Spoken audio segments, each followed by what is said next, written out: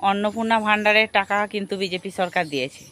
গ্যারেন্টির সরকার BJP সরকার, double engine সরকার। তোমরা অনেকেই ভেবেছিলে যে অন্নপূর্ণা ভাণ্ডারের টাকা হয়তো 3,000 করে টাকা, এত বড় একটা অ্যামাউন্ট, বছরে 36,000 টাকা হয়তো দিতে পারবে না। কিন্তু যেহেতু বলেছিল শুভেন্দুদা আমাদেরকে দিবে, তা আমরা কিন্তু বলেছিলাম যে অবশ্যই তোমরা পাবে। তোমরা অনেকেই বাজে বাজে মন্তব্য করেছিলে।